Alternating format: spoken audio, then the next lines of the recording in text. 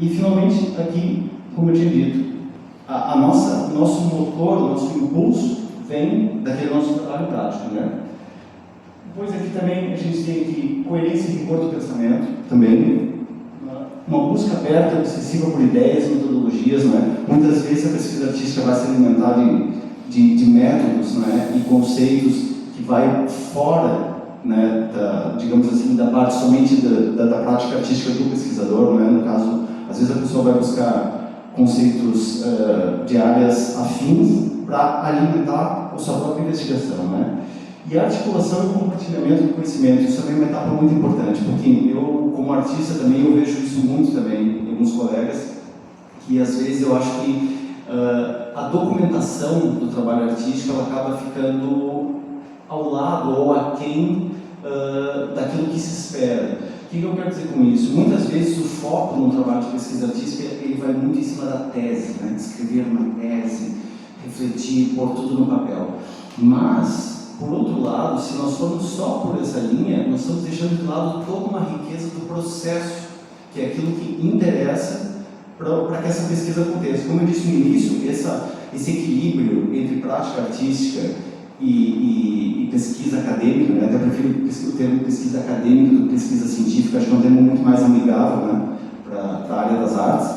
E esse equilíbrio tem que estar muito presente. E a documentação do trabalho artístico, seja compor, dançar, tocar um instrumento, pintar, isso tem que estar presente. Eu vejo muito, às vezes, que muitos estudantes, né, de mestrado ou de doutoramento até falham, porque eles fazem todo um trabalho de laboratório, né? Estão no seu estúdio, estão criando, estão experimentando as possibilidades, mas não gravam, não fotografam, não documentam, não tem um diário de estudos. Então chega no final do trabalho, a pessoa tem uma tese, um corpo teórico ali, mas cadê as evidências da prática, não é?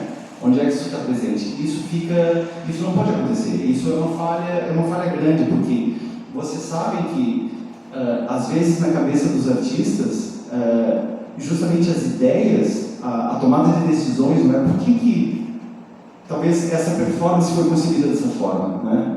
Isso, a riqueza está muito aí, né? Por que eu tomei essa decisão? Por que eu escolhi esse jogo de luz, essa iluminação? Então, isso é muito importante, a documentação de todo o processo, né? Tem que andar em pé de igualdade com a reflexão teórica. Bom, como requisitos também nós vamos ter aqui no final desse processo resultados artísticos, como é óbvio, né? Seja uma performance, seja uma composição, ou uma instalação, qualquer coisa, independente da área que seja, né? Uma reflexão escrita, né? Normalmente uma tese, uma dissertação, e uma documentação dos processos artísticos, que eu tinha falado também, né? Algumas das etapas de pesquisa, né? Eu lembraria que algumas etapas, eu não vou falar sobre todas, vou falar sobre algumas delas, né? Definindo o contexto, definindo os objetivos e resultados artísticos da pesquisa, desenvolvendo um quadro metodológico, pesquisa de estúdio, trabalho de campo e documentação dos processos de pesquisa artística, reflexão, análise e escrita. E ainda comunicação e disseminação dos resultados. Seriam basicamente essas umas etapas para fazermos esse tipo de trabalho, né? Porém, uma das etapas cruciais para mim é definir realmente o contexto. Eu vou falar um pouquinho sobre isso agora também. Eu só tenho que andar aqui eu tenho as minhas notas aqui, então eu tenho que andar aqui para ver se está tudo andando igual. Bom, definindo o contexto, o que seria isso? Nós podemos entender como um contexto de pesquisa artística a combinação entre a prática artística e o campo de investigação, certo? Vamos falar um pouquinho sobre isso. Prática artística, identidade, não é? Muitas vezes nós, enquanto artistas, nós não sabemos muito bem quem é que nós somos, né? Aquilo que nós queremos ser ou aquilo que nós queremos fazer. Às vezes é um processo longo, um processo às vezes de uma vida, né? A pessoa se encontrar artisticamente e dizer eu me identifico com isso, eu queria fazer isso, não é? Isso também é uma coisa que vale a pena nós, desde o início, assim, às vezes as pessoas falam, eu vou perder meu tempo ficando pensando que eu sou comerciante. Não perder tempo, vai investir tempo. Investir no tempo que depois vai ser recompensado mais para frente, né? Então, assim, observar os nossos pares, quem são os artistas que nós admiramos, quem são as pessoas, os criadores que inspiram, não propriamente nos dão vontade de imitá-los, mas que inspiram a fazer coisas semelhantes. Isso é uma coisa que é bastante importante nós sempre tentarmos reservar tempo para isso, né? Para tentar percebermos qual é a nossa identidade enquanto artistas, porque isso vai fazer diferença para a maturidade do trabalho e para os rumos que esse trabalho vai tomando, né? Motivações, interesses, curiosidades. Eu costumo dizer que a curiosidade é uma característica fundamental em qualquer artista, porque enquanto nós somos curiosos, nós estamos em movimento, né? Quando a curiosidade não nos instiga, nós quase paramos, estagnamos. Então, essa curiosidade de saber da nossa área, de saber dos processos artísticos, isso é fundamental também para que o nosso trabalho tenha aí um bom fluxo. Nos localizarmos no domínio artístico também, tentar percebermos assim, o que é a minha onda, vamos dizer, eu quero compor realmente, o que eu quero compor? Eu quero compor uma sinfonia, eu quero me juntar com outros artistas, quero fazer parte de um coletivo, quero colaborar com outras pessoas, não quero colaborar, isso é super importante também, né? Nós pensarmos nessas questões também, porque isso tudo vai ajudar a identificarmos a nossa identidade, né? Pensarmos um pouquinho, não, olha, encontrei, é isso aqui que eu queria fazer, agora eu acho que eu estou no caminho certo. Não quer dizer que isso seja um processo estático, que nós não vamos voltar e refazer e apagar. Na pesquisa artística é muito comum esse vai e vem, e nem sempre nós entramos num processo de pesquisa com as ideias certas. O mais comum é que nós não sabemos por onde é que nós vamos ir. Nós vamos falar também sobre isso. E experimentação também, que é uma etapa crucial e também está muito presente no meu trabalho, eu vou falar também um pouquinho mais sobre isso. Olha, portanto, experimentação em arte. A experimentação, ela às vezes se confunde muito também na música, que é o meu campo de trabalho, também com a ideia de improvisação. Mas eu acho que tem uma certa distinção entre improvisar e experimentar. Eu acho que quando nós improvisamos, por exemplo, nós já temos uma certa, vamos chamar de repertório. Um repertório que não tem que ser propriamente um repertório musical, mas nós já temos um repertório mais ou menos assumido. Porque aí, quando nós temos esse repertório, nós improvisamos com esses materiais, né? Nós colocamos ele em jogo, seja em tempo real, ou seja, numa prática privada no estúdio, ou na frente do público, mas nós temos o controle desse repertório, nós jogamos com aqueles materiais. A experimentação, porém, ela vai mais mesmo naquele andar no escuro, né? Estou à procura de algo que eu não sei o que é, e estou aqui vendo quais são as possibilidades dos meus materiais, né? E quando eu falo materiais, eu falo de uma forma muito ampla, seja, depende muito da prática artística de qualquer um, não é? Tem aqui algumas definições de alguns pensadores, né, que trabalham com experimentação, né? Um rompimento com a tradição, um convite à tentativa, à novidade e aos momentos de surpresa, não é? Também a pesquisa artística, para alguns pensadores, ela é caracterizada por uma abordagem experimental, é quase uma coisa inerente, né? Realizar pesquisas artísticas também temos que ser experimentais de alguma forma, em algum grau, não é? Mais especificamente na performance musical, um investigador, um pesquisador chamado Paul de Assis, que ele pesquisa no Orpheus Institute na Bélgica, em Ghent, uma cidade pequenina na Bélgica, que é um centro até muito famoso atualmente sobre pesquisa artística, que ganhou muita força, porque eles conseguiram muitos projetos, conseguiram muito financiamento para impulsionar a pesquisa artística, porque vocês sabem também que o conhecimento que vem das artes ainda é muito marginalizado na academia, né? Então, às vezes, uma instituição conseguiu um financiamento para poder produzir pesquisas no qual a prática é a força daquele núcleo de investigação, isso ainda é muito marginalizado, ainda não é visto com muitos bons olhos. Então, quando uma instituição ganha financiamento, no caso deles, eles conseguiram um financiamento muito generoso, digamos assim, aquilo ganhou muita força. E esse pesquisador, Paul de Assis, ele escreve muito sobre experimentação. Ao final, eu vou deixar até umas dicas aqui de leituras que vocês vão poder acessar, muitas delas não têm acesso aberto. Ele estabelece algumas diretrizes aqui bem interessantes, né? A experimentação da performance, então, ela seria basicamente uma mudança criativa da representação para a problematização.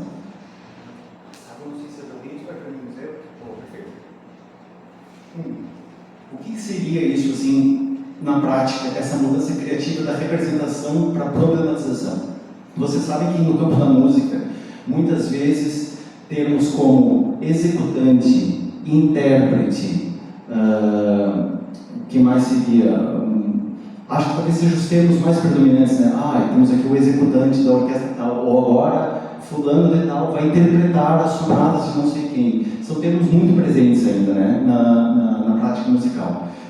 E esses termos, eles têm aí certas denotações escondidas também, né? Porque quando nós falamos uma mudança criativa da representação para a problematização de uma obra musical, por exemplo, isso quer dizer o quê? Nós vamos deixar de pensar naquilo que é o ideal do compositor, por exemplo, ou aquilo que a obra representa, ou que a escola tradicional representa, para pensar em problematizar essa obra. No fundo, por exemplo, vou tocar uma obra de um compositor X ou Y. Eu não vou simplesmente pensar naquilo que o compositor almeja, ou no que a tradição me diz para fazer naquela obra, mas vou problematizar essa obra para o futuro. O que essa obra pode vir a se tornar? Isso é uma coisa, parece simples, mas é uma mudança de paradigma bastante atual, porque vocês sabem também que vocês já devem ter ouvido histórias do tipo, esse aqui é o fulano, ele estudou com não sei quem, que foi aluno do não sei quem. Isso tudo é quase uma camada de sedimentos, de fósseis, né, que estão acumulados naquele indivíduo. Né? Aquele indivíduo está lá soterrado em todas essas tradições, né, de décadas de interpretação, de escola, de como se toca uma obra musical. Você já deve ter ouvido falar, mas esse tipo de repertório tu não pode tocar assim, isso tem que ser tocado assim, eu vou te mostrar. Então, essa mudança de parar de pensar no que a obra representa, mas no que ela pode vir a ser, é uma etapa bastante importante e presente na experimentação musical. Né? Além disso, né, como o próprio termo já disse inicialmente, né, experimentar visa também ir além das fronteiras disciplinares, metodológicas e institucionais, né, romper com barreiras e ver como é que as coisas dialogam entre si, não é? Também tem a ver com redefinir cada disciplina, não é? Desenvolvendo novas ferramentas e horizontes epistêmicos, não é? Também tem muito a ver com objetivos orientados para a inovação, não é? Criar, não é? Essa ideia do performer, do músico que só representa ou que só interpreta, isso também já é um discurso que acho que não convence mais muita gente, né? O performer também, o músico, né? Ele também é um criador, né? Muitas vezes tem aquele peso também sobre a partitura musical, né? Isto é a obra musical, isso é a música. Não, aquilo ali é uma instrução, um script, um guião, não é? E a música vai ser criada por aquela pessoa. Isso é importante também nós termos em consideração. E também a noção de experimentação incide, né, numa suspensão e superação das práticas estéticas e conceituais dominantes, que tem a ver com aquele primeiro tópico, né? Parar de pensar só no que as obras representam, mas no que elas podem vir a ser. Tem um livro muito interessante da Lydia Guer, que se chama O Mundo Imaginário, o Museu Imaginário das Obras Musicais, que eu recomendo a leitura para todo mundo, porque realmente ela põe o dedo na ferida ali, de todas essas práticas, né, estéticas e estáticas também, de ficar replicando processos que já vinham sendo feitos, né? Inclusive, eu e alguns colegas, nós costumamos brincar que tem certos conservatórios musicais em Portugal e na Europa que o relógio parou às 11h59 de 1899, né? Não avançou, está lá até hoje. Então, a experimentação justamente nos traz todo esse suporte, né, conceitual para tentarmos romper com essas ideias. Bom, dar alguns exemplos práticos para vocês do que eu venho desenvolvendo dentro do campo da pesquisa artística aqui. Uma das primeiras pesquisas que eu realizei tem a ver com o uso da água como instrumento percussivo. No repertório para percussão, já desde a década de 20, não, antes até disso, acho que 1900, na década de 10, 1900 e qualquer coisa, já tinha compositores flertando com a ideia de usar a água no seu estado líquido para produzir som. Né? O Eric Satie foi um compositor que ele criou, ele tem um balé chamado Parade, e nesse balé ele usa um instrumento que se chama bowl telephone, que basicamente é um conjunto de garrafas afinadas com água, que é uma coisa que nós já vimos N vezes aqui no Brasil, o Acti, todos esses grandes grupos de artistas, e às vezes não só criançada, ele faz uma brincadeira em casa, pega, vai lá buscar e faz essas experimentações. Né? Mas já desde o século passado, no início do período moderno, a água já apareceu ali com alguns compositores brincando. Basicamente, o que foi feito? Ele pegou, tinha um conjunto de garrafas, né, que não tinha uma afinação, né, específica, e afinou aquelas garrafas. Né?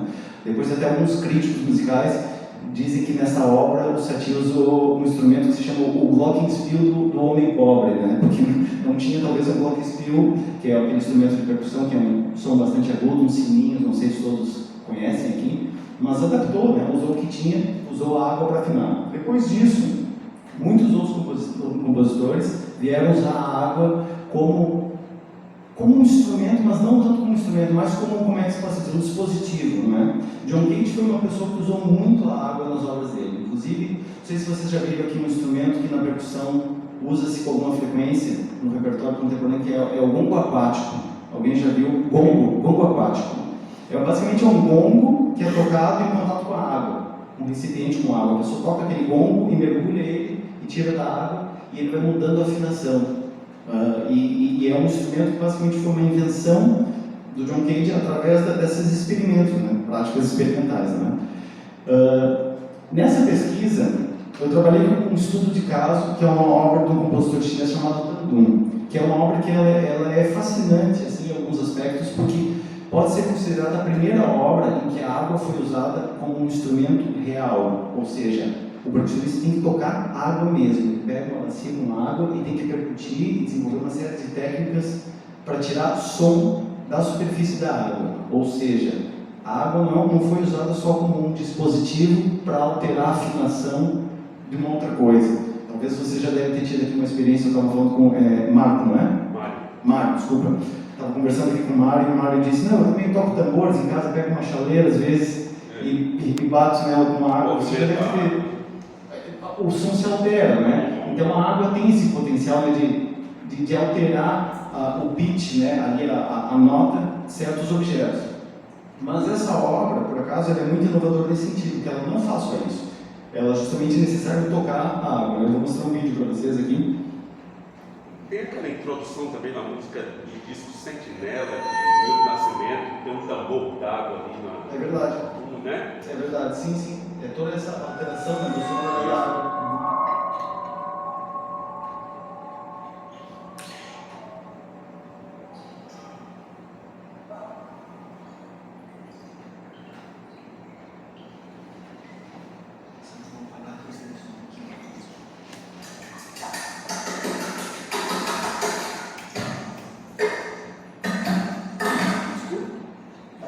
Só para agora.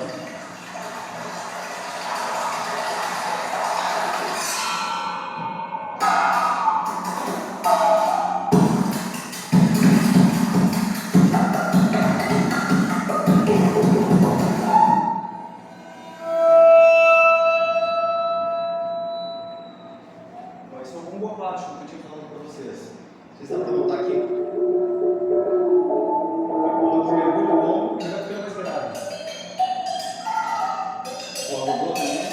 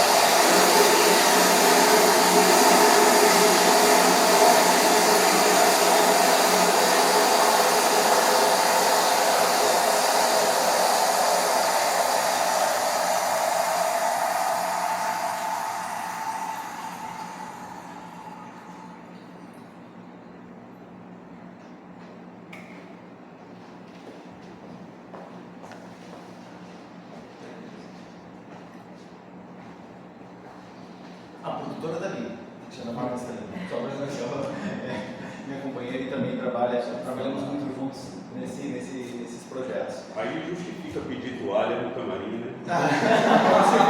Você vê, é verdade. Muito.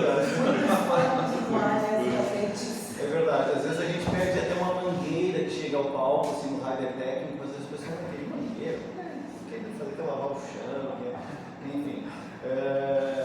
Bom, essa pesquisa com a água foi uma das pesquisas que eu desenvolvi no mestrado, no microfone.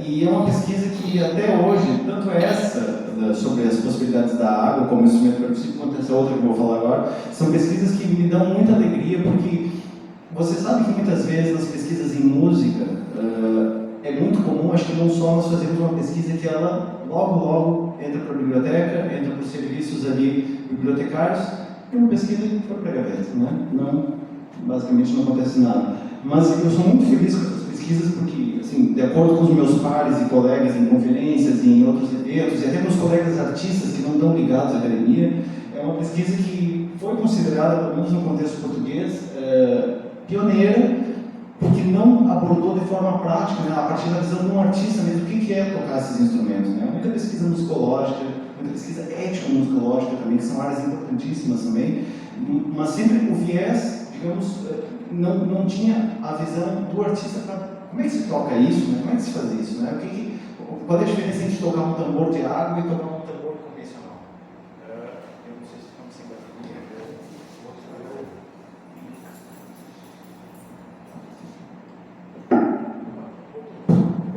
Voltou. Ah, pode ser. Mas se quiser,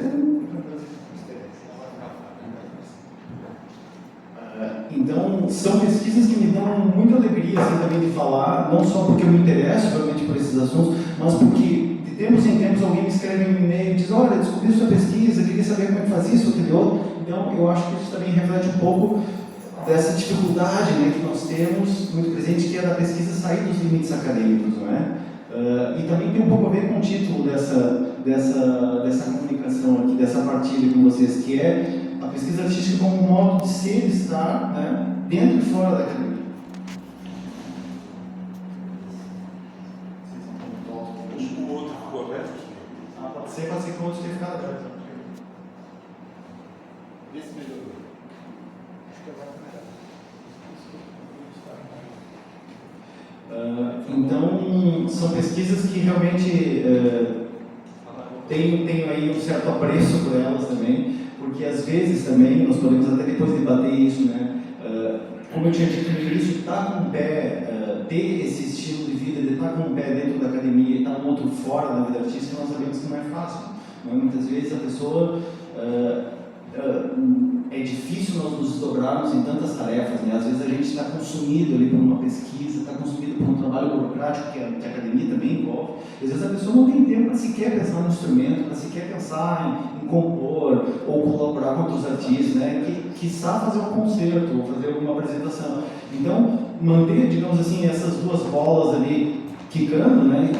Não é fácil, mas é também essencial para quem está envolvido nesse tipo de campo, assim. Até porque muitas vezes, imagina, a pessoa tem um perfil de pesquisador, mas ela também quer atuar, quer participar de um festival. Às vezes a gente tem 5 minutos de conversa com o programador do festival, e se nós não conseguirmos ali captar a atenção dele com um trabalho que seja diferenciado, a conversa já morreu ali, entendeu? E isso é uma coisa que eu fui percebendo, assim, sem saber. Não que eu tivesse já pensado, quero fazer isso, ou quero pesquisar o potencial da água, nada disso. Foi mesmo descobrindo, digamos assim, aprendendo a pilotar um avião em pleno voo, assim. Né? Olha, essa outra pesquisa, basicamente, foi uma expansão daquela pesquisa anterior. Enquanto aquela pesquisa foi muito focada sobre as possibilidades da água como instrumento percussivo, essa pesquisa já trabalhou mais com o conceito de instrumentalidade. O que é esse conceito? Vou tentar colocar aqui em poucas palavras. Basicamente, o conceito de instrumentalidade é o potencial instrumental que as coisas têm, não é? Já desde o primórdio das pesquisas em organologia, né, das classificações dos instrumentos musicais, quando nós começamos a ter ali a eletrificação, né, os primeiros discos, os primeiros rádios, né, aquilo já começou a causar certa controvérsia e certo, como é que eu posso dizer, um certo impasse para os pesquisadores da área da organologia. Por quê? Porque normalmente, antigamente, e ainda em alguns lugares ainda permanece, a definição de instrumento musical é um objeto que produza som. O instrumento musical é um objeto que produz som, que é manipulado, de acordo com certas técnicas, por alguém especializado, um músico. Não é? Essa definição ainda permanece muito atual em certos dicionários, em certas pesquisas. Né? Mas, se nós vemos, por exemplo, olha, isso aqui produz som, né? Mas não é conhecido como instrumento musical. Mas se eu usar isso aqui numa performance, amplificar isso aqui, qual é o limite? Né? Qual é a linha que separa isso aqui de um instrumento musical? Muitos compositores usaram rádios, né? Em certas criações também, né? Ligar um rádio, deixar o som estático ali, misturado às vezes com um piano, ou com um violoncelo, ou com outras coisas. O que define realmente o que é um instrumento e o que não é? O conceito de instrumentalidade justamente pegou nessas questões todas, a questão dos DJs, o pessoal que faz música eletrônica, não é? Pô, o cara está tocando computador, o computador não é instrumento. Quem disse que não é? Não é? Isso são tudo questões muito presentes nessa pesquisa aqui também, porque ela vem justamente tirar a ideia de que o instrumento musical é algo que produz som, até porque isso já não funciona mais, nós sabemos que há muitas coisas que produzem som e não são tratados como instrumentos, né? Então, o conceito de instrumentalidade é um conceito muito mais plural e abrangente, porque hoje em dia é melhor nós pensarmos, é melhor não, mas é mais, talvez mais assim, mais sensato nós pensarmos que diferentes objetos têm diferentes graus de instrumental, não é?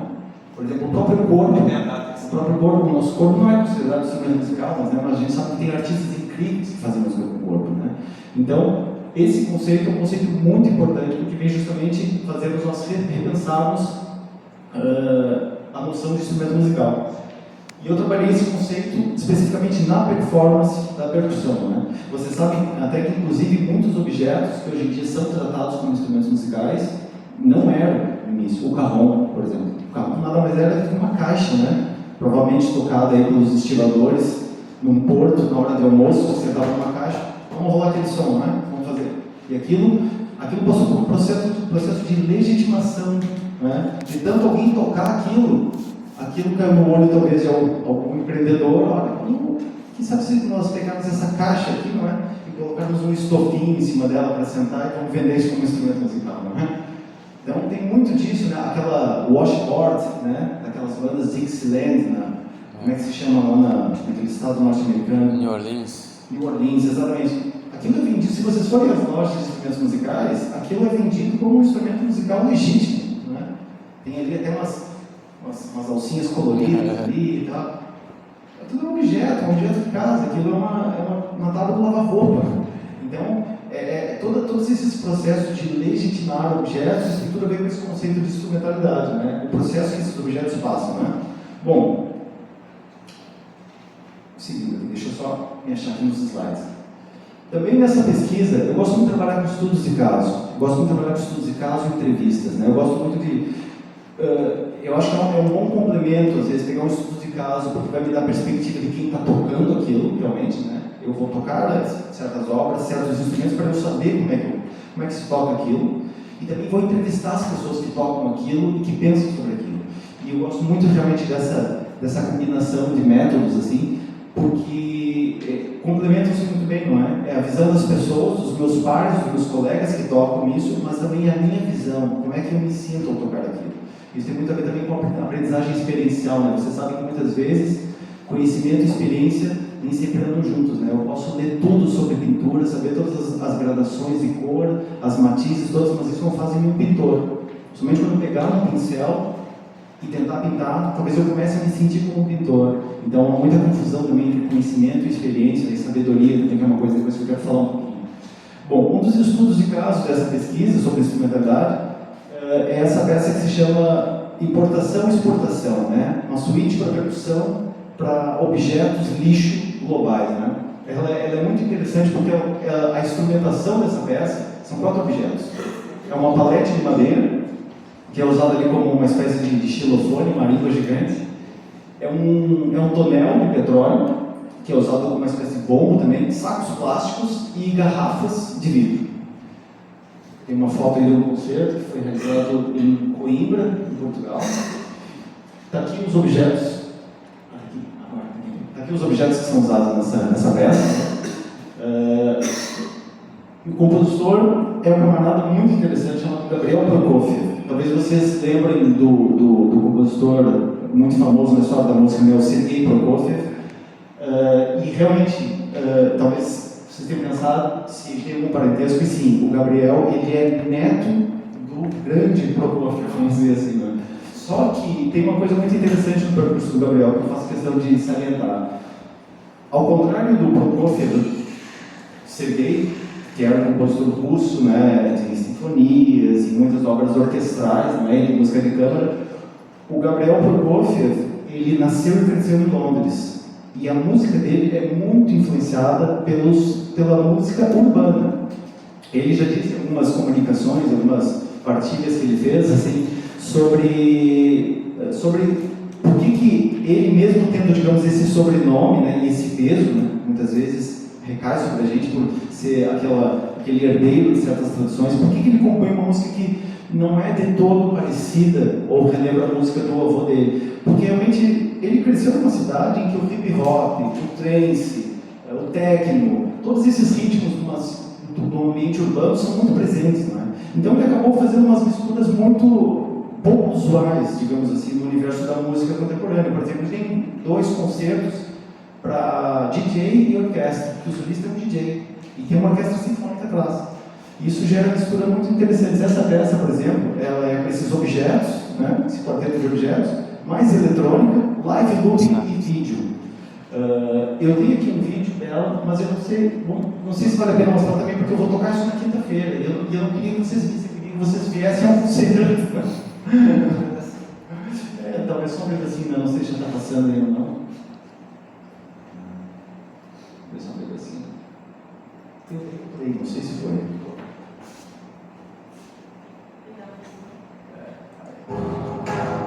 Que é o tema desse concerto chamado Sons de Resistência.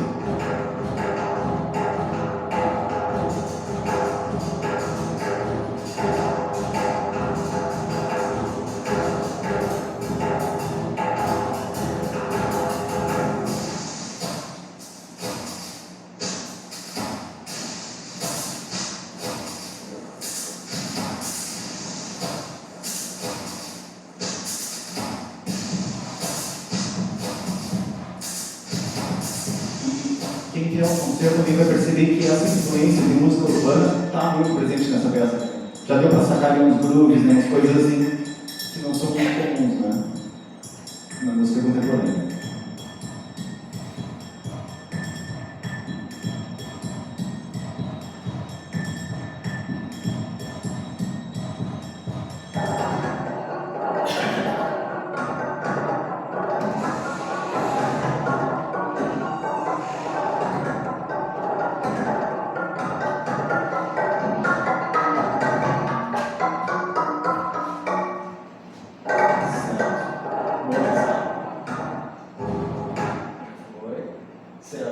Eu também agora não vou assim, me debruçar tanto sobre esses estudos de caso também, porque eu estou mais interessado na nossa conversa, na nossa partilha, na nossa troca. Mas essa é uma outra peça, é um outro estudo de caso dessa pesquisa sobre instrumentalidade e percussão, uma peça chamada Memórias Líquidas, que ela usa um instrumento muito peculiar, que é o waterphone. Não sei se conhecem esse instrumento. Ele está muito presente em trilhas sonoras de filme. Quem já assistiu aquela trilogia do Matrix, quase toda a trilha sonora daquele filme foi feita com esses instrumentos. Eu vou só mostrar um curto vídeo aqui. Ela também usa um bumbo legueiro, que é um tambor tradicional daqui do Brasil, do sul do Brasil. E tem eletrônica também. É uma composição minha. Tem só um trecho. Opa! Acho que isso aqui é uma breve foto da instrumentação original da peça. Quando eu ainda estava na fase da experimentação, que eu estava falando sobre experimentação, os primórdios da peça eu ligava uma loop station no amplificador de guitarra, tentava tirar uns feedbacks, um bom amplificado, com os waterphones. Agora o setup da peça mudou bastante, mas esses instrumentos aqui, os waterphones, ainda permanecem. Basicamente o som dele é esse aqui, talvez vocês já tenham ouvido alguma coisa parecida.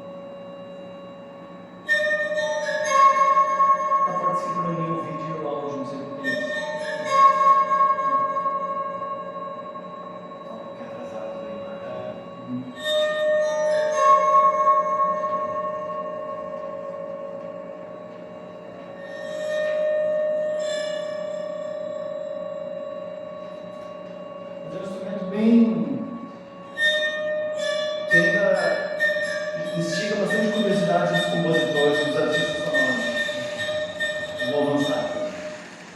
Depois, o terceiro estudo de caso dessa pesquisa sobre instrumentalidade e percussão não dá para dizer que é uma peça musical. Isso também despertou meu interesse. O que aconteceu? Em 2016, eu fui convidado pela Fundação Serralves, pelo Museu de Serralves, que é um museu de arte contemporânea que tem no Porto e Portugal, a participar de uma peça, que é uma peça multimídia com esse artista chamado John Rose. O John Rose é um artista australiano e é um artista que colaborou com John Cage, colaborou com pessoas assim, já que às vezes nós lemos os livros ali, não é? E para mim foi uma oportunidade muito, muito interessante poder estar com essa pessoa, né? E tocar nesse festival, que o convite inicial foi para tocar, participar dessa criação dele. Nós ficaremos em residência artística durante uma semana para ensaiar essa criação dele e apresentar no contexto do festival. Mas eu pensei, olha, tá aí uma oportunidade de ouro, né? Vou ficar uma semana com essa pessoa que é o criador da peça, que trabalha com experimentação, que trabalha com sons não convencionais. Eu vou transformar isso num estudo de caso. Então, perguntei para ele se ele topava ser entrevistado, se ele topava que eu fizesse os registros ali de todos os ensaios. Ele topou numa boa e foi super divertido assim, e frutífero, né? Ter usado isso como estudo de caso. Eu tenho aqui, só para mostrar para vocês, contextualizar. Essa peça, chamada Rack, que quer dizer carcaça, né? É uma peça que o instrumento central é uma carcaça, uma sucata de um carro amplificado, altamente amplificado. Tem microfones de contato grudado por todo o carro. Além disso, o carro é todo preparado, como vocês estão vendo aqui. Foram soldadas os canos de escape no teto, tem cordas de arame no teto do carro, que nós usamos com arcos também. Então, assim, dentro do carro fica também um músico eletrônico disparando sons dali de dentro. Então, é uma peça assim, basicamente não é propriamente uma peça, porque é um show multimídia, ela tem vídeo também. E são 4 percussionistas, mais o próprio John Rose, que é violinista, né, que tem também uma bagagem experimental de improvisação e experimentação muito grande, que participa da peça. Eu tenho trechos da peça aqui para mostrar para vocês, mas eu tenho um vídeo que eu quero mostrar antes, que eu me interesso muito também assim, pela recepção e pela reação das pessoas em relação a esses objetos, né? Em relação a essa dualidade, assim, até onde que vai a noção de instrumento musical. Então, às vezes, por exemplo, como no caso daquela peça do Prokofiev, que tem uma palete de madeira, né? Às vezes as pessoas chegam no final do concerto e ficam olhando aquilo, e até que elas arriscam uma pergunta. Então, como é que se diz, esse instigar das pessoas em relação a o que é um instrumento, né? Isso me interessa muito. E o que aconteceu? Quando nós ficamos uma semana com essa carcaça lá nas garagens da Prefeitura Municipal do Porto. Eles nos cederam esse espaço para ficar lá ensaiando. E era uma garagem, com todo o pessoal que trabalha lá nas oficinas, consertam carros e tal. Nós ficamos lá ensaiando. No final da semana, nós tínhamos que transportar esse instrumento para o centro da cidade. Nós estamos na frente da Câmara Municipal, assim, uma praça enorme, né, um lugar central da cidade. E o trajeto, levar esse objeto em cima de um caminhão, um guindaste ali, foi muito engraçado, porque as pessoas paravam e ficavam olhando aquele carro assim, transformado, com pedaços de canos de escape no teto, e depois o João Rose também tomou tinta vermelha no para-brisa, parecia que eu tinha sido atropelado. Então ficou uma coisa assim maluca que aquilo começou. As pessoas ficavam olhando para aquilo de uma forma fascinante. Eu acabei por documentar esse trajeto somente e virou um vídeo engraçado. Vou mostrar para vocês aqui. A música que vocês ouviram no fundo é uma improvisação do próprio John Rose no início dessa peça.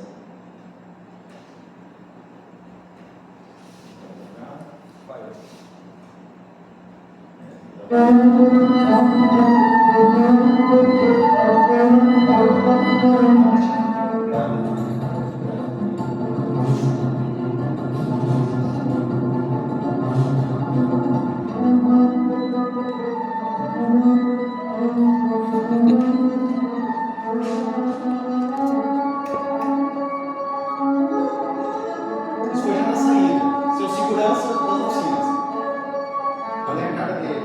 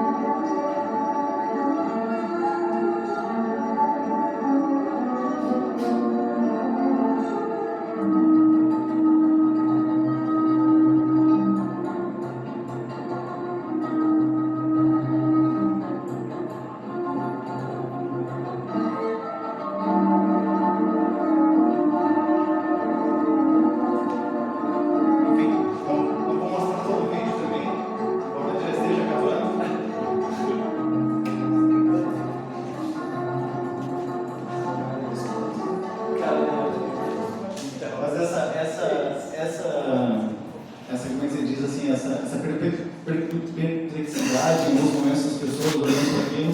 Isso me interessa muito também, porque também tem a ver com essa questão dos limites, né? Do que é o instrumento e do que não é.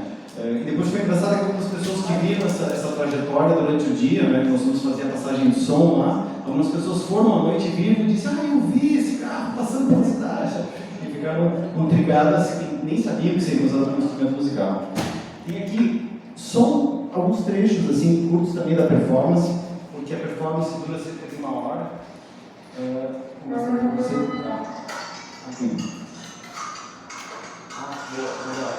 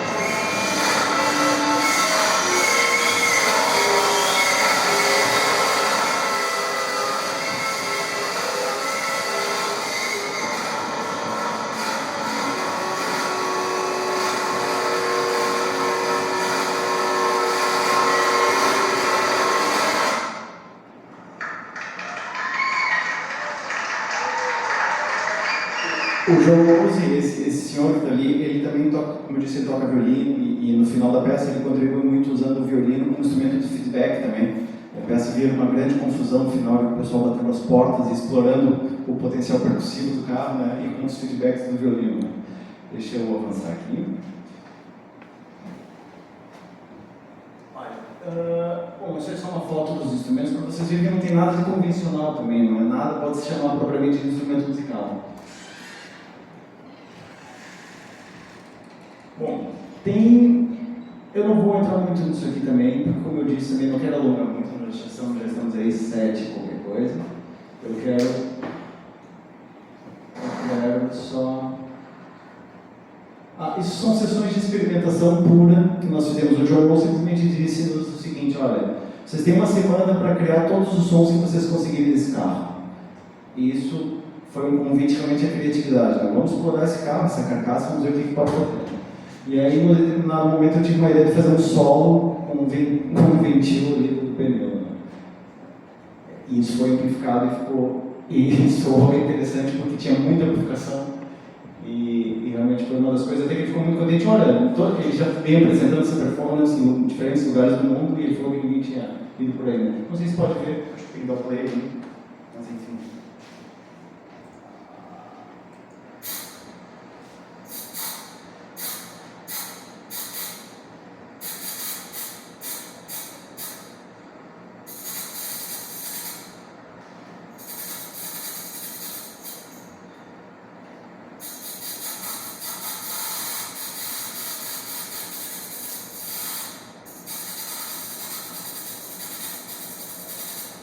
Lembra o som de Maria Fumaça, né? É.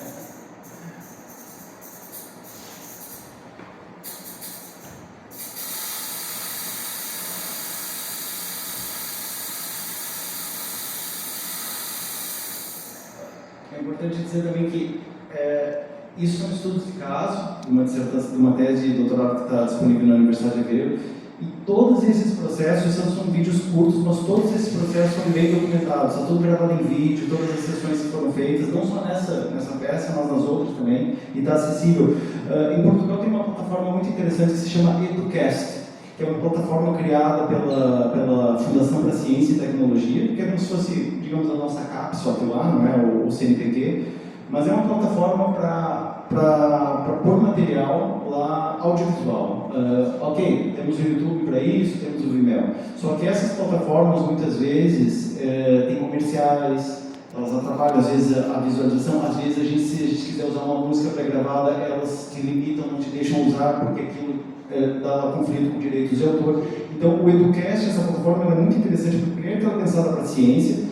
Se você quiser criar, por exemplo, todo um registro, um diário audiovisual, imagina que vocês estão no processo de composição de uma obra, e vocês documentaram todas essas etapas do processo, sei lá, durante 1, 2 meses, gravaram diferentes vídeos ao longo dos dias. Vocês podem colocar tudo online, gera-se links automáticos para todos os formatos, desktop, telefone celular, outras coisas, e depois vocês podem usar gratuitamente isso, copiar todos os links e inserir no documento escrito, que é muito fácil. A pessoa vai lá, clica na imagem que está presente na pesquisa, vai direto para lá e a pessoa pode ter o acesso ao registro audiovisual.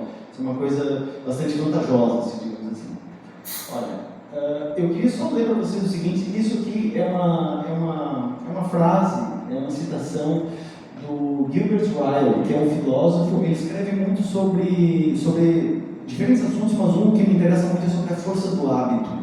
Né, sobre quantas vezes o hábito pode ser visto como uma espécie de impedimento ou destruidor, até às vezes, das práticas criativas. Né? Nós sabemos que quando nós tornamos uma coisa habitual, nós não pensamos mais nela. Né? Às vezes, que nem dirigir um carro, por exemplo, a pessoa, no início a gente pensa, tem que apertar esse pé, tem que deixar essa mão, mas depois depois que aquilo está habitual, a gente conversa com amigos, a gente mexe no telefone, né? E faz tudo aquilo automático, né? Não pensa mais naquilo.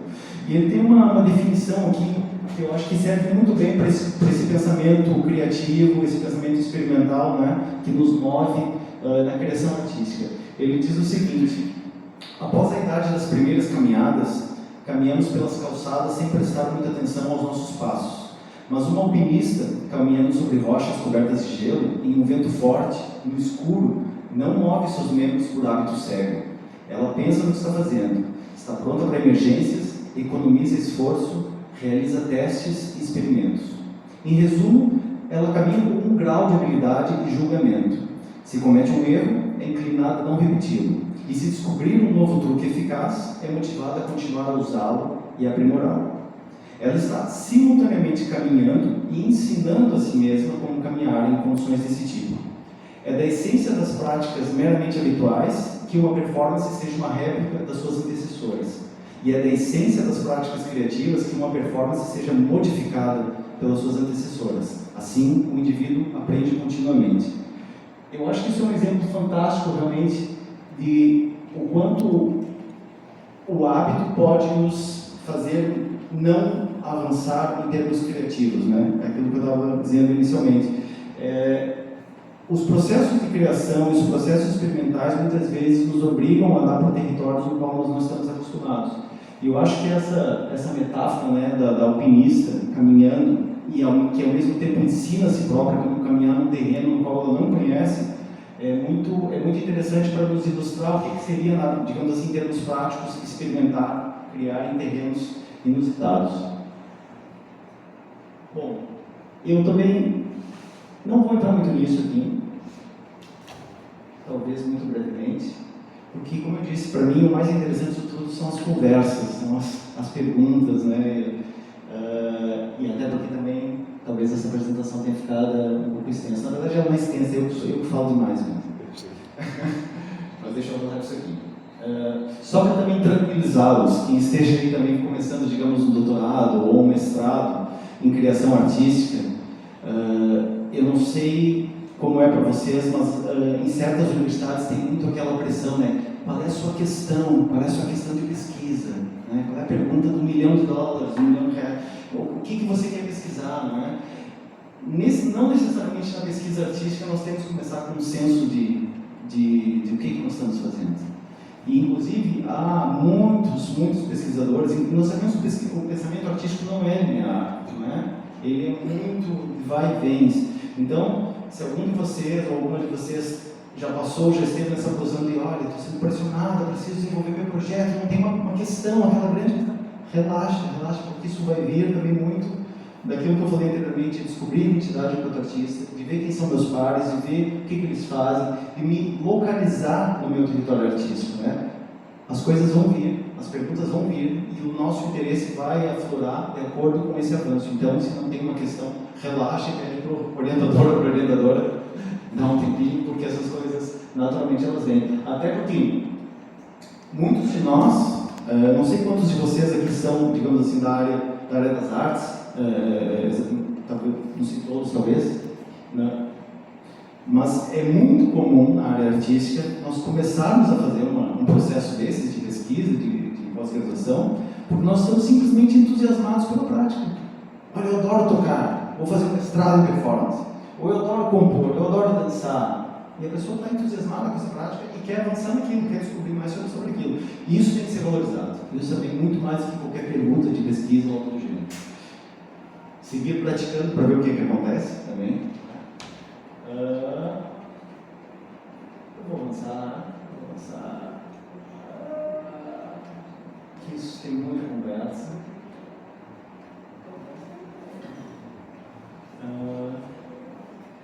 Teria aqui algumas estratégias para dar também, mas realmente eu não quero me alongar, porque, como eu disse, para mim isso é muito mais uma partida do que uma palestra, e eu quero saber de vocês também. Tenho só aqui algumas leituras recomendadas, que eu acho que é importante partilhar também. Esses livros estão em língua inglesa também, mas hoje em dia a gente chega lá, não é? Sem problema nenhum, com algumas traduções. Mas é importante salientar que esse livro aqui, Lógica da Experimentação, ele é muito importante também, é um livro recente de 2018, porque ele aborda muito essas questões de experimentação, da problematização, daquela ideia de desconstruir representação e partir para territórios mais de problematização, não é? E ele é um livro que está disponível em formato e-book gratuitamente. É só acessar esse link, está lá para baixar, não é pirata, tem o conteúdo todo na íntegra para quem quiser ler. Depois tem esse outro livro aqui também bastante interessante, que é Prática com Pesquisa, né? Abordagens a indagação às artes criativas. A Bárbara Bolt é uma dançarina e ela pesquisa muito sobre a questão do conhecimento incorporado, né? Do conhecimento que vem do próprio corpo, do conhecimento, né? De pele, digamos assim. Depois esse livro aqui é mais visualizando a pesquisa, né? Um guia para os processos de pesquisa em arte e design. Ele é muito interessante também porque ele é desenvolvido por pessoal da área do design, da arquitetura, e eles também estão muito dentro da pesquisa artística, mas é uma visão às vezes diferente para quem vem da música ou da dança, do teatro. São bem complementares esses livros também. E depois tem esse último aqui, que está todo em espanhol, é de um pesquisador de Barcelona, que é o Rubén López Cano e da Úrsula San Cristóbal. Muito objetivo, com dicas mesmo práticas, para fazer isso, faz isso aqui, processos de documentação, como se documenta a pesquisa, processos de disseminação, está tudo muito bem ali apontado, né? Também está disponível de graça, está no blog do Rubén López Cano, não sei se o blog ainda é uma coisa atual hoje em dia, mas está lá, e é só baixar também, tem aí os links, e depois precisarem eu posso passar para vocês.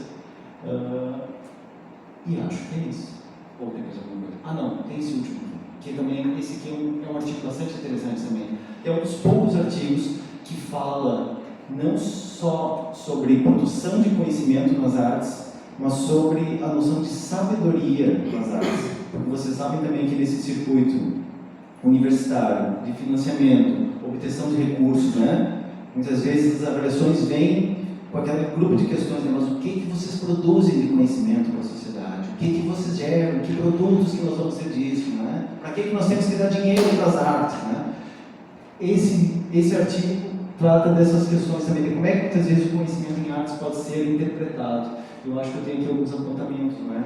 Bom, uma das coisas que é importante nós só entendermos, assim, que eu acho que, e debatermos também, primeiro é que o conhecimento em artes, ele é site-specific, ele é local, não é? Muitas vezes, por exemplo, um conhecimento que é originário de uma pesquisa, de um determinado instrumento, uma determinada área artística, não quer dizer que ele seja transversal, que ele vai ser usado em todas as áreas. Isso não existe, entendeu? Então, só que isso é uma coisa que nós esquecemos facilmente, não é?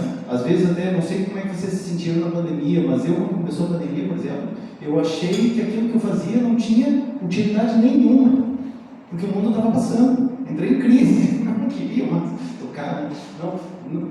Por quê? Porque o importante ali era uma vacina, o importante ali era salvar vidas. Então, entender também muitas vezes que o nosso conhecimento da nossa área pode não ser transversal a todas as áreas, não só nos tranquiliza, mas nos dá também mais munição para debatermos em pé de igualdade que a nossa área ela é capaz de gerar ideias que podem vir a se tornar produtos, que podem vir a se tornar soluções. Não sei se vocês também acompanham isso, mas hoje em dia é muito comum em equipes de trabalho, em certos negócios, e empresas e criação de produtos, temos lá digamos assim, os experts das áreas, né? Temos, sei lá, ali um arquiteto, temos um designer, não sei quem, e temos um artista que é contratado para pensar junto, né? E dar ideias. Olha, estamos fazendo por aqui, né? Um dia muitas vezes os artistas pensam fora da caixa, não sei o quê. Hoje em dia o pensamento artístico, a ideia é um produto caríssimo, né? A ideia, desenvolver alguma coisa, ter uma ideia para uma coisa, é tão valioso quanto o produto. E eu acho que a área das artes tem que começar a ser reconhecida por aí. Não esperem que nós venhamos a criar a solução para um problema urbano de forma imediata. Mas a nossa área pode trazer insights, né? Uma coisa que eu vou colocar aqui também, para problemas que andam por aí. E isso é uma coisa bastante importante nós termos isso, porque face a outras esferas do conhecimento, às vezes nós, não sei se vocês já passaram por isso, às vezes nós, como eu disse na pandemia, às vezes nós nos minimizamos, nós nos sentimos, o mundo está aí com altos problemas, eu estou aqui pesquisando a dissonância, não sei aonde. Não, mas calma, isso pode ser útil e muito útil, né? Não pode não ser transversal, mas pode ser muito útil para gerar ideias, né? E a outra coisa também é essa questão do reconhecer que conhecimento e sabedoria são coisas distintas também, não é? O conhecimento, muitas vezes, ele tem a ver com a questão daquele conhecimento proposicional, né? Da verdade, né? Ainda a ideia de conhecimento, pelo menos no ambiente acadêmico, está muito ligado a isso, né? Essa ideia do conhecimento proposicional, por exemplo, isso aqui é plástico e vidro, é uma verdade, o conhecimento vem da verdade. Porém, por outro lado, a sabedoria já vai buscar outra coisa, que é a união do conhecimento prático com o conhecimento teórico, né? É saber que isso aqui é plástico e vidro, porque eu me cortei, talvez, porque eu experienciei isso, porque eu peguei, porque eu quebrei, porque eu desmontei. Então, o campo das artes está muito mais aqui, nesse do meio, do que somente aquele lá. Muitas vezes nós esprememos ali as pesquisas, querendo gerar conhecimento, querendo, né, trazer algo que contribua para a sociedade, mas, por exemplo, emoções, onde é que se fala do conhecimento emocional também? Onde é que se fala nisso na produção de conhecimento nas outras áreas, nas áreas puras e duras, né? A capacidade de gerar emoções também, né? Tanto que a sabedoria também, ela envolve muitas outras questões, ela envolve julgamento moral e ético, né? Saber o que é certo e errado, capacidade de ver a totalidade, né? De ver além daquilo que é particular e imediato, perspectiva temporal, capaz de ver as coisas a longo prazo, são tudo formas de conhecimento também, né? Que muitas vezes não são valorizados ali, naquela primeira etapa. Então fica também essa reflexão, digamos assim, esse instigamento para nós todos aqui pensarmos também o que nós estamos gerando aqui, se é somente conhecimento científico, acadêmico, puro e duro, ou se nós estamos também lidando com formas diferentes de saber, que são muito valiosas também e ricas, né? Para encerrar, é só uma pequena pirâmide aqui, mais ou menos como é que eu penso um pouco da pesquisa artística também. Temos ali, não quer dizer que isso seja uma hierarquia, tá? Mas ficou assim porque acho que era, digamos, era a imagem que eu tinha, que não ficou assim. Pesquisa artística, o que está na base dela são práticas criativas, certo? Nessas práticas criativas tem que haver experimentação e atitude experimental, um pensamento experimental, certo? Lembrando que experimentação e pensamento experimental não tem a ver somente com música experimental, não quer incidir um período específico, né, da história, tem a ver mais com aquela quebra de barreiras, pensar para além das instituições, além dos métodos estabelecidos e tentar pensar como é que essas coisas dialogam. E uma coisa que alimenta muito o pensamento experimental são as estratégias multimeta, anti ou transdisciplinares, né?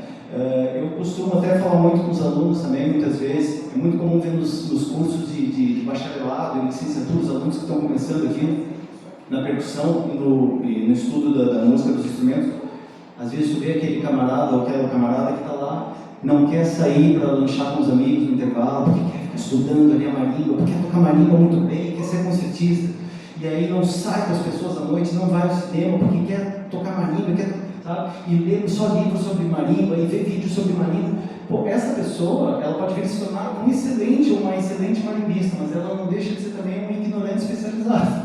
Porque ela está ignorante no sentido de que ela ignora todo o mundo à sua volta. E nós sabemos também que os estudos sobre criatividade nos dizem que criatividade, criar, é a nossa capacidade de relacionar coisas que são aparentemente diferentes. Então, quanto mais a pessoa foca na sua prática artística, né, para adquirir as bases da sua profissão, mas ela se alimenta de outras áreas, melhor o trabalho dela é, não é? Porque assim ela está realmente... A nossa mente trabalha de uma forma muito misteriosa e ali no background, né? Às vezes nós estamos pensando numa ideia, não conseguimos ter, mas daqui a pouco estamos lavando uma louça, a coisa está ali renderizando, pá, e a ideia veio, mas veio porque eu fui fazer outra coisa, porque eu fui ler sobre outra coisa, porque eu fui dar uma volta na praia. Então, é um conselho que eu sempre deixo também para os alunos, principalmente no início da graduação, treinem nas bases da sua profissão, mas também se alimentem em outras áreas, porque isso é crucial também para esse pensamento experimental, não é? Enfim, finalizando realmente agora, fica aí essa reflexão. Estude a ciência da arte e a arte da ciência. Eu deixo aqui os meus contatos e agradeço para quem ficou até agora e pelo tempo de vocês.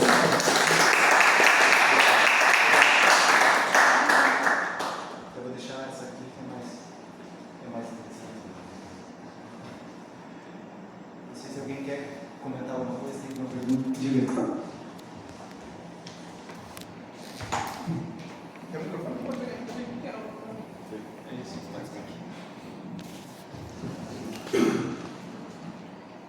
Estamos agradecidos, né, pela boa explanação.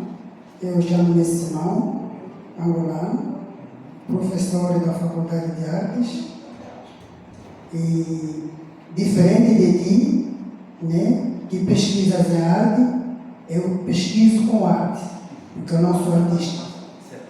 E trouxeste aqui uma discussão que, quanto à criação da nossa instituição, né, é a única instituição em Angola de artes pública. Eu tinha feito uma pesquisa me perguntei sobre os motivos que estavam na base dos jovens escolherem estudar na nossa faculdade, né? E esse trabalho foi publicado também numa revista, né? Está publicado, está lá na Google. E aí foi me chamando a atenção, porque a pesquisa depois ela me mostrou o indício que tinha aí elementos que levavam jovens a desistir. Aí eu fui procurar por que eles desistiam. Aí depois fui ver que tinha um outro elemento da pesquisa que chamou a atenção, que talvez alguma coisa que não estava ocorrendo bem. Aí fui fazer outra pesquisa para saber o nível de satisfação deles. Aí fui ver que havia um outro elemento que estava ali por baixo. Aí eu fui saber as experiências que eles trazem nas classes anteriores, que é o ensino médio, e fui descobrindo que cada vez mais o problema continuava, né? E aquilo que você disse muito bem, né? Tem pessoas que estão ao nível do doutorado ou do mestrado, ainda não sabem o que vão fazer. Então, fica todo o tempo a girar e depois lá o tempo vai.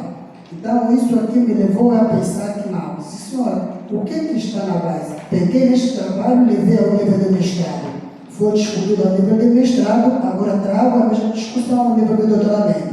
Significa que eu já sei o que eu vou fazer e como eu vou fazer. Isto aqui é muito bom para a pesquisa de pós-doutorado.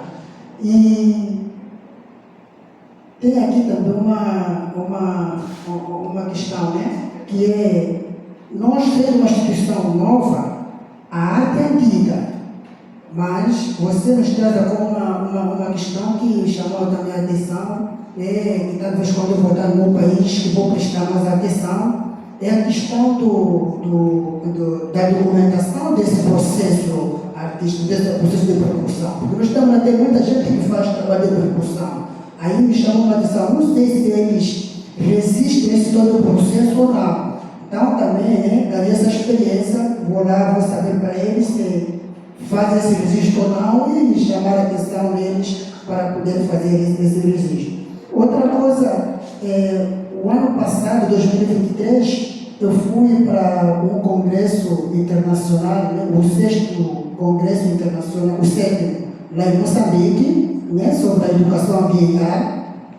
E coisa que me chamou a atenção, aquilo que quando você disseste que tiveste uma proporção com água, eles pegaram os bidões de água mineral, né? Esses bidões aqui de água mineral, aí eles formaram um conjunto assim de marimba, de espécie de piano, espécie de não sei o quê, e começaram a cantar com aqueles instrumentos. Aquilo chamou, exatamente, aquilo chamou a atenção de todos.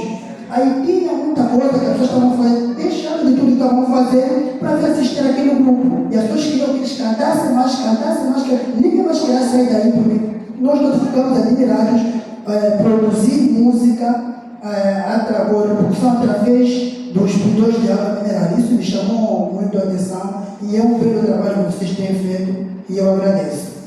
Obrigado, senhor. Rapaz, a minha fala é de agradecimento, né? Dizer para você que você me levou lá para a minha infância em Feira de Santana, para a minha adolescência, minha juventude em Feira de Santana, porque eu sou filho de seu Juvenal. O seu Juvenal partiu do outro plano tem 4 anos, morreu com 100zinho, né? E aos 98 o seu Juvenal ainda fazia muito barulho em casa, derrubando motor, esmerilhando peça. Então eu vivi essa infância com o seu Juvenal, tinha uma oficina no fundo de casa, era um homem do trabalho e do trabalho com ferro, né? Então eu lembro que na época da pandemia o pessoal reclamava muito das maquitas, né? Porque estava todo mundo sempre aproveitando ali a pandemia para fazer uma reforma no apartamento. O pessoal dizia, pô, mas vizinho e tal está incomodando. Nunca me incomodou, porque eu estava muito familiarizado com aquele som, né? O som do esmeril na oficina, o som do prédio. Meu pai, quando batia em ferro na bigorna, ele fazia uns batuques, né? Então, a sua partilha, né, ela me trouxe muito isso, e até essa questão de distinção do que o pessoal chama de ruído, do que é som, né? Porque você vê que há mesmo como tirar som de qualquer coisa. Então, ao mesmo tempo, a gente percebe, através da minha experiência com a sua partilha, o poder que tem a arte, né? Um atravessamento aqui maravilhoso, me emocionou demais. A questão da sucata do carro, porque era comum ele improvisar com solda, ferro e tal. Então, eu vivi muito essas imagens e esses sons também, né? Além de trazer, né, meio Tom Zé aí, botar os Meril também no palco, né? Na Vasconcelos e tal. Maravilhoso, só isso. Obrigado, Luiz. Obrigado. Inglês Pascoal com suas bacias. Sim. Vendo as lavadeiras no Rio. Obrigado, Marco. Obrigado pelas palavras, pela partida também. Boa noite a todos. João Domingos é meu nome. Também sou de Angola, província de Benguela. Sou colega do Simão que acabou de falar com vocês aqui nessa sala. Devo agradecer em primeira instância a sapiência que trouxe aqui, espécie de iluminação e respeito a esse caminho das artes, sobretudo a arte musical. Eu lido com as artes também, eu toco um pouco piano e fiquei alucinado quando vi a sua experiência. Eu acho que você é o seu discípulo. Eu quero aprender consigo essas coisas que acabou de apresentar. Eu quero incluir essa coisa de pesquisar arte, sobretudo nesse mundo da música. Esse é o meu interesse, porque eu sou estudante desse programa que está realizando esse magno evento que estamos aqui a usufruir. Em tudo que apresentou, a título de curiosidade, eu faço uma questão. Quando fez a criação dos sons, obedeceu a ordem de alguma escala musical, alguma métrica, também uma determinada clave? Daí reside a minha dúvida, porque eu pretendo entender isto. Sei que se toca, então eu pretendo perceber esse seu segredo que não te ensinou a revelar, que agora eu tenho corpo para poder aprender. Certo. Eu não sei se é necessário ter microfone para vocês não, mas acho que é melhor, né? Para gravar é melhor. Olha, primeiro queria agradecer aos três pela partilha de vocês também, aí, os relatos pessoais, de infância e de vida. E obrigado pela pergunta também. Assim, eu costumo dizer que a minha ligação com o som é prévia à ligação com a música. Porque eu lembro de infância de ser muito conectado e muito interessado nos sons, né? E nós sabemos que a música é uma construção de sons, uma construção sonora, né? Uma arquitetura de sonoridades, de escalas, de ritmos. Mas o som tem todo lado. O som talvez seja uma das coisas mais representativas de vida, né? São as palavras para ver aqui. Quando há silêncio absoluto, pode ser que não haja nada vivo por perto, mas se tem algum som é porque é alguma coisa viva, né? Seja o vento, seja um... Mas se for John Cage, até o silêncio assim. Exatamente.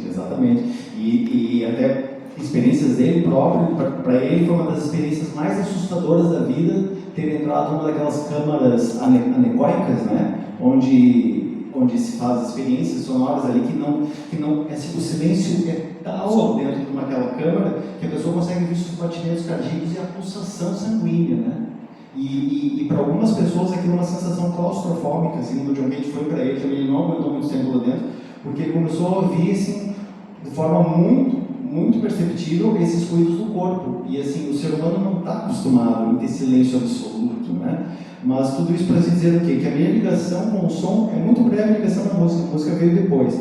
Então, eu também, tendo essa experiência desde a infância, assim, eu costumo dizer que eu não costumo descartar nenhum som. Eu sempre, às vezes as pessoas falam, esse instrumento soa mal, isso aqui soa mal, isso não soa bem. Não, eu não acredito que as coisas soam mal, as coisas soam fora de momentos, né? Porque às vezes um som que soa em um determinado momento que nós achamos que soa mal, ele só está no momento errado. Assim como nós sabemos que tem músicas que não soam mal, elas só estão sendo tocadas no momento errado, elas não são para aquele propósito, não é? Então eu parto desse princípio. Especificamente nessas pesquisas, a base foi muito mais do que tentar, foi muito mais classificar esses sons, né? Ouvir essas sonoridades, né? Ouvir de uma forma, de uma escuta quase que de procura, né? Foi muito mais isso e uma classificação das técnicas, como é que nós produzimos som, por exemplo, água, né? As pessoas me perguntam, se tocar água, tranquilo, né? É tranquilo também, não deixa de ser também, mas as pessoas veem de uma forma muito humorada, e eu até acho interessante que vejam assim, mas na verdade é que se nós paramos para ver, por exemplo, assim, em comparação com um tambor, tocar uma superfície de água é completamente diferente, não só por causa do material, mas em termos de resposta. Eu toco, dou um slap numa superfície de água, aquilo se movimenta e eu não consigo fazer o mesmo som que eu fiz antes. É preciso alguma destreza para procurar um certo controle daquilo, né? E um tambor não, um tambor, eu toco, se eu tocar no meio, eu sei que eu tenho mais graça, se eu tocar na borda, eu tenho um enxoste, um som mais agudo. Então, tem todas essas nuances que às vezes só fazendo a coisa, experienciando a coisa, a gente descobre. Mas, no caso dessas pesquisas, o propósito inicial foi mesmo ouvir isso. Inclusive, eu trabalhei com entrevistas, como eu disse para vocês, e tive a oportunidade de entrevistar pessoas assim, de muito gabarito, assim, pessoas que eu nem sequer esperava estar perto, assim, do meio da percussão. E foi depois classificando esse material das entrevistas, foi muito interessante ver que o que eles colocaram como na base do fazer musical, na base da arte da percussão, não era técnica, não era ritmo, não era harmonia, não era nada disso, era saber ouvir. Estava mesmo, assim, primordial, né? E eu vejo o quanto é uma coisa que às vezes falta às vezes, né, na prática musical, na experiência musical. Às vezes, por exemplo, eu vou fazer uma improvisação com certos estudantes e eles têm uma sede tão grande de já sair improvisando e mostrando suas ideias que passa por cima do alguém que já está lançando uma ideia, sabe? E a maturidade, às vezes, a experiência, o saber ouvir nos traz essas coisas. Às vezes, assim, olha, vamos improvisar nós três aqui.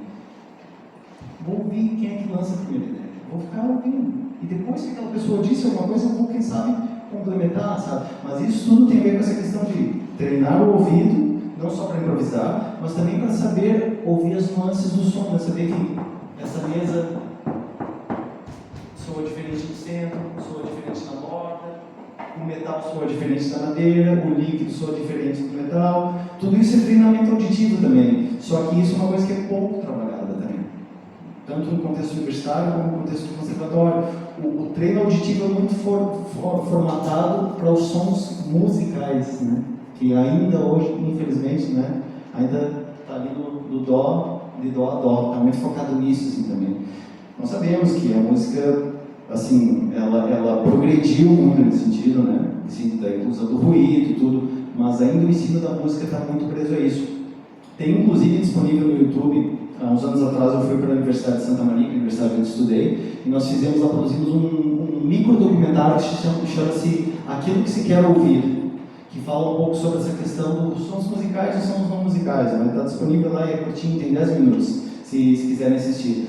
Mas, para concluir a minha resposta, não pensei propriamente em escalas ou ritmos, isso tudo foi posterior, né? O pensamento inicial era ver até onde que o meu ouvido me leva no reconhecimento dessas sonoridades e ver o que eu consigo extrair de cada objeto, assim. Não sei se vocês sabem também, mas era muito comum no início da história da percussão, os compositores de vanguarda se interessaram muito pela percussão, pela diversidade, né? Instrumentos do mundo todo, instrumentos com técnicas diferentes. Então, no início do século passado, havia muitas peças para percussão que eram um arsenal de percussão. Tem uma peça, por exemplo, do Stockhausen, que vocês devem conhecer, que chama-se Ciclos, né? Que é uma peça que o percussionista é cercado, um setup enorme de instrumentos. E basicamente ele começa tocando num determinado ponto de instrumentação e a peça dura quase 20 minutos e ele vai usando aqueles instrumentos todos. Só que o que acontece? Essa peça às vezes tem instrumentos que também são usados uma única vez.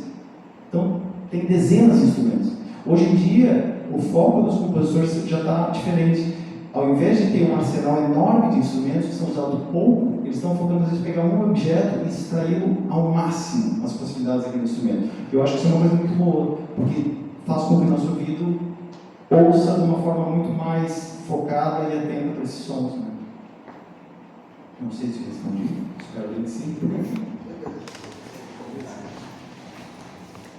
Eu ia fazer um comentário e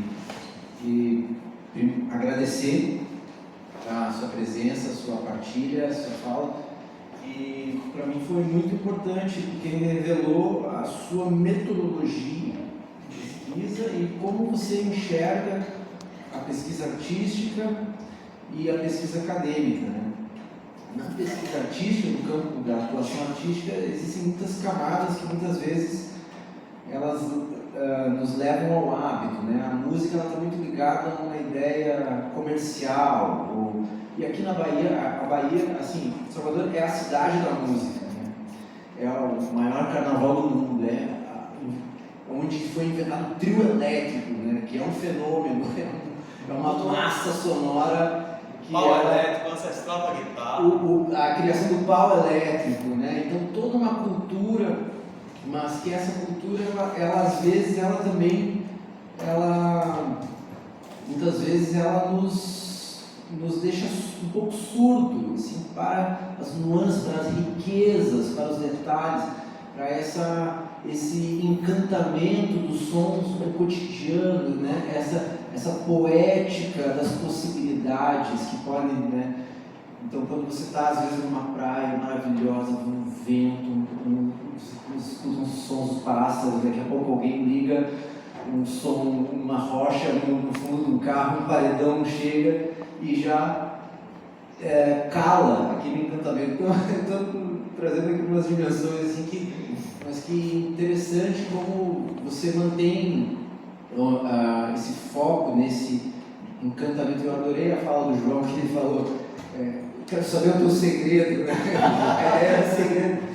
E é muito interessante isso, porque apesar aqui na Bahia ser conhecida como a terra da música e tal, a gente teve um momento, alguns anos atrás, aqui na UFBA, que teve um estranhamento, que teve um diretor da Escola de Medicina, não sei se você talvez alguns lembrem dessa história, mas um diretor da Escola de Medicina, que ele falou que o baiano ele é burro, porque o baiano só serve para tocar berimbau, que só tem uma corda, porque não consegue tocar o instrumento porque tem mais cordas.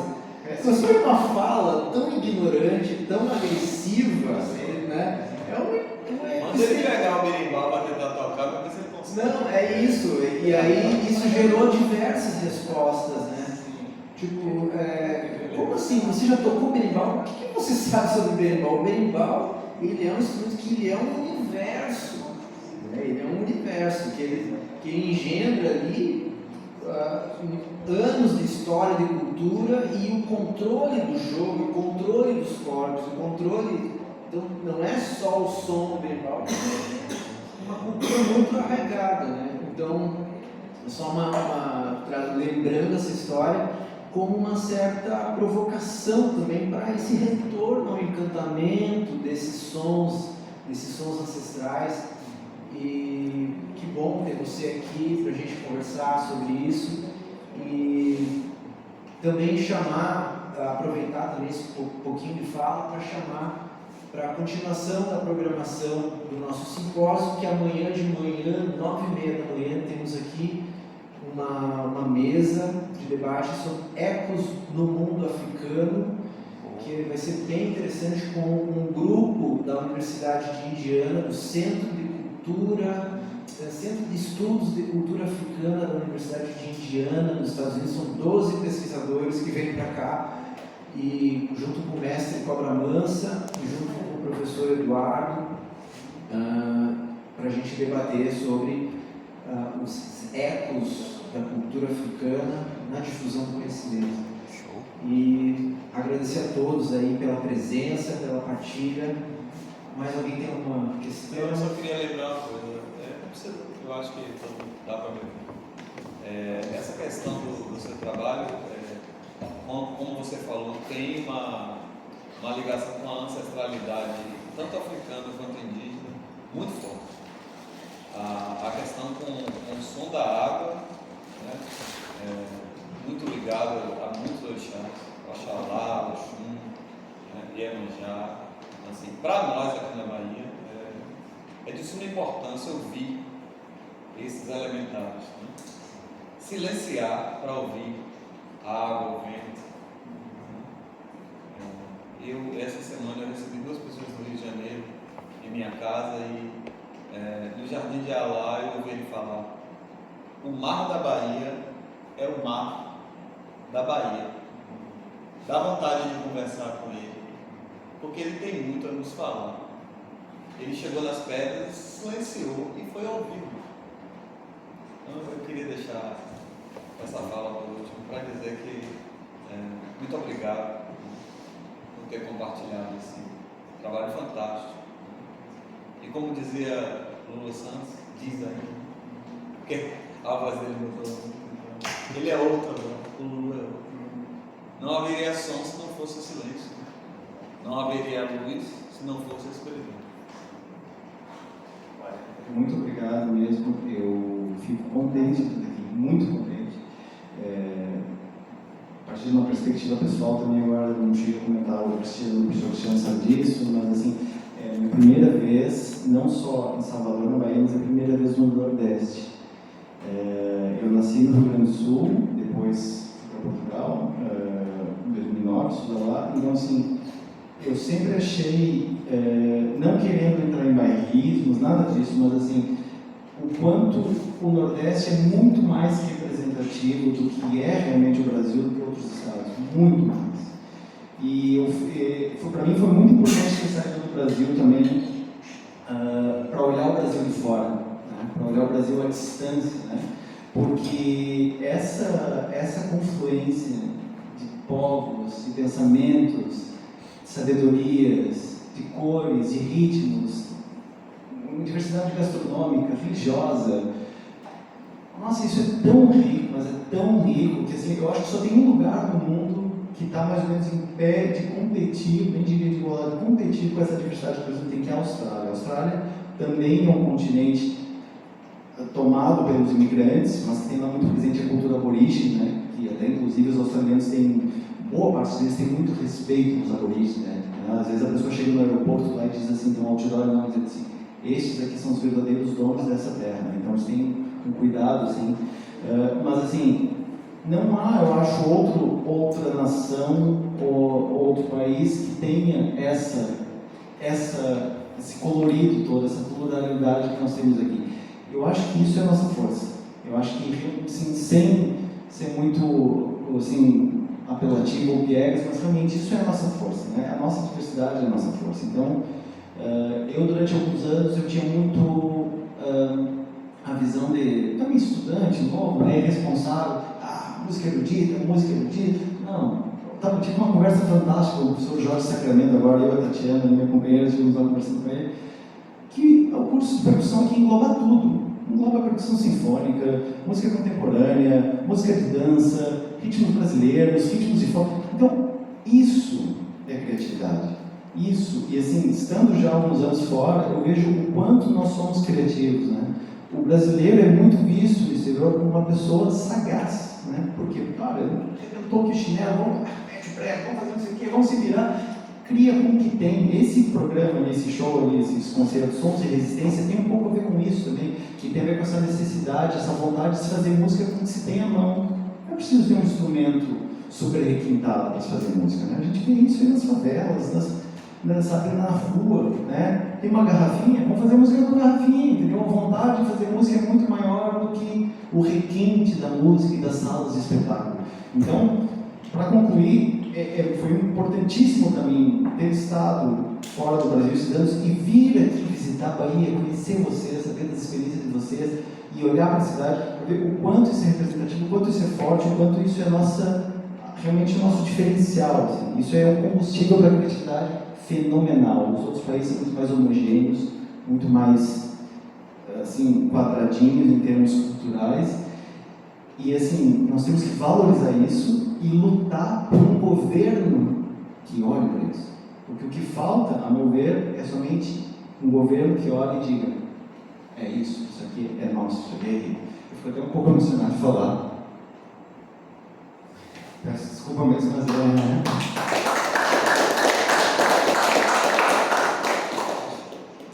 era porque eu emocionado, mas é que eu e a Tatiana, nós já estamos há muitos anos fora e nós fizemos nosso percurso lá e não vamos estender, mas assim, foi muito duro, é duro ser imigrante também, porque às vezes nós não somos imigrantes, né? Ou somos, talvez, não sabemos, né? Mas as pessoas interpretam como morar fora é tudo fantástico, não é? É mesmo, é muito difícil. É uma luta e acontecem coisas muito desmotivadoras. E para mim está sendo gratificante estar aqui partilhando com vocês e conhecendo vocês, sabendo da história de vocês. E eu espero vocês na quinta-feira, lá no Teatro Gate. Amanhã aqui a Tatiana vai dar uma comunicação também, muito interessante também sobre as relações entre Portugal e Brasil no setor cultural também tem muito a ver com a nossa comunidade lusófona, né? Angola, Moçambique, Timor-Leste, né? Todos esses países nós somos unidos, né? Pela língua portuguesa também. Vai ser muito interessante e realmente conto com vocês para amanhã para ouvi-la e também para estar lá na quinta-feira para assistir esse concerto que nós celebrarmos aí a nossa pluralidade, essas cores todas. Tá bem? Muito obrigado.